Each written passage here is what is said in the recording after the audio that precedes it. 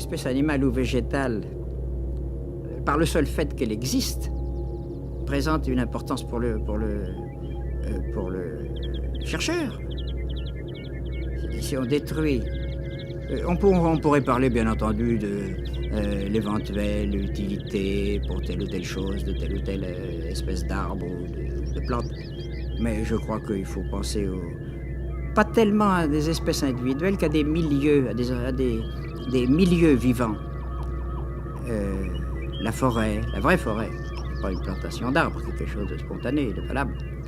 La forêt, la mangrove, la savane, etc., ce sont des formations naturelles qui font partie du vêtement de la planète, et les destructions inconsidérées, les atteintes à ce vêtement, peuvent avoir des conséquences que nous ne savons pas prévoir. Alors je crois qu'il y a dans tout ce processus d'agression qui se développe magnifiquement actuellement vis-à-vis des écosystèmes et de la vie sur la Terre, ce saccage de la planète, je crois que c'est une très grande imprudence. Non seulement c'est un méfait, bien sûr, au point de vue éthique, mais c'est une très grande imprudence, parce que nous ne connaissons pas les incidences à long terme des erreurs ou des bêtises que nous commettons actuellement.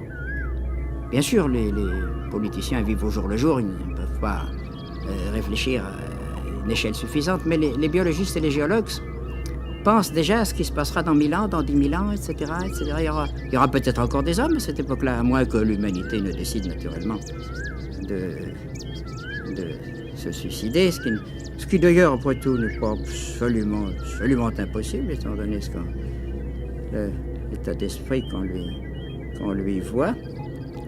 Mais, oui, bien sûr, on peut espérer que l'homme se finira par s'hominiser, mais c'est jusqu'à présent, pas jusqu'à présent, on pouvait légitimement dire l'homme est né il y a très peu de temps sur un cadran solaire, sur un cadran horaire, sur une horloge, il serait né à 11 heures, et s'il était 12 heures, il serait né à 11 heures, 59 minutes, 59 secondes, etc. L'homme sur la Terre est un phénomène extraordinairement jeune, malgré les quelques millions d'années qu'il a. Alors on pouvait se dire, il est très jeune, il a tout le temps de sortir de la préhistoire, d'échapper à la barbarie ancestrale, d'abandonner son goût de la violence, de la guerre, etc. Mais maintenant, le temps presse, c'est pas du tout s'il a beaucoup de temps devant lui pour changer d'attitude, parce que il faut avouer que pour l'instant, notre civilisation prête à un certain nombre d'inquiétudes. Une civilisation qui est une civilisation du bruit, du gadget, bien entendu, du gaspillage et du déchet.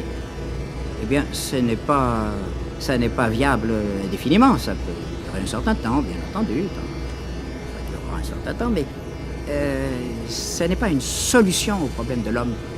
Parce que l'homme, c'est autre chose qu'un matricule, c'est autre chose qu'une carte d'électeur, c'est autre chose qu'un tube digestif, etc., etc. C'est plus vaste, Alors il faudrait peut-être penser aussi à l'homme complet, et à la destinée de l'homme, et au bonheur de l'homme complet. On nous parle toujours du produit national brut. Qu'est-ce qui pense au bonheur national brut? Qu'est-ce qui essaye même de le calculer? Il y a quand même quelques économistes aujourd'hui qui essaient de faire entrer des phénomènes et des choses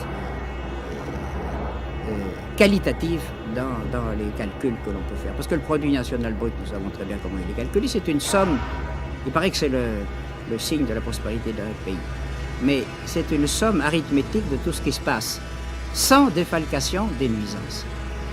J'ai entendu un économiste nous expliquer que si l'alcoolisme décuplait en France, il est déjà pas mal comme ça, mais enfin s'il décuplait en France, ça s'inscrirait positivement, parce qu'il faudrait beaucoup plus de prisons, beaucoup plus de police, beaucoup plus de chambres de bois, etc., etc.